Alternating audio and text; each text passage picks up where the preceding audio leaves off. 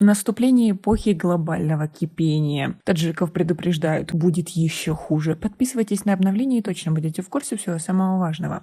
Всемирная метеорологическая организация и служба Европейской комиссии по наблюдению за изменением климата считают, что июль 2023 года станет самым жарким месяцем за всю историю метеонаблюдений. Нам не нужно ждать конца месяца, чтобы убедиться в этом.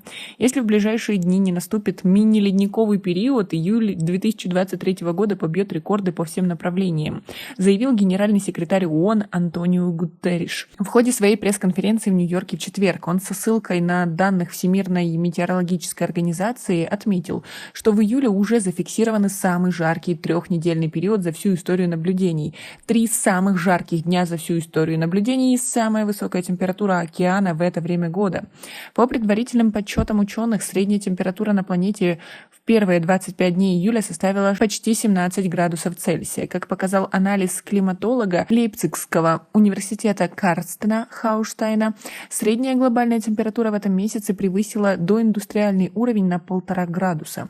Метеорологическая служба США сообщила, что самая высокая температура, когда-либо официально зарегистрирована на нашей планете, была отмечена в Калифорнийском национальном парке Долина Смерти. Некоторые ученые полагают, что июль 2023 года станет самым жарким месяцем на Земле за последние 120 тысяч лет. Для обширных районов Северной Америки, Азии, Африки и Европы это жестокое лето. Бедствие переживает вся планета, отметил Антонио Гутерриш. Он также отметил, что эти данные полностью согласуются с прогнозом и предупреждениями ученых, а единственным сюрпризом является скорость изменения климата. Ученые убеждены, что главная причина нынешнего рекордного потепления – это парниковые газы, которые скапливаются в атмосфере в результате массового сжигания ископаемого топлива. То, что изменение климата вызвано человеком, признали все страны мира. Они договорились сократить выбросы, чтобы удержать глобальное потепление в пределах 1,5 градусов. А если не выйдет, не допустить повышения температуры на 2 градуса по сравнению со средней доиндустриальную эпоху, и это будет катастрофа. Изменение климата уже происходит, и происходящее внушает ужас. И это только начало. Эпоха глобального потепления закончилась. Началась эпоха глобального кипения.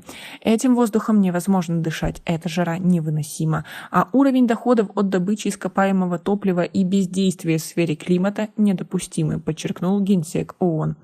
Жаркая погода в горных районах Таджикистана привела к таянию ледников, в результате чего участились разрушительные селевые потоки. В июле в результате селевого потока на несколько часов была перекрыта автодорога Душанбе-Харок, а в горах Сугат-Ляхшского района откололась маленькая часть ледника, и снежно-ледовая масса перекрыла русло реки Тугат. Вышедшая из русла реки вода подтопила участок автодороги Вагдад-Ляхш-Кыргызстан.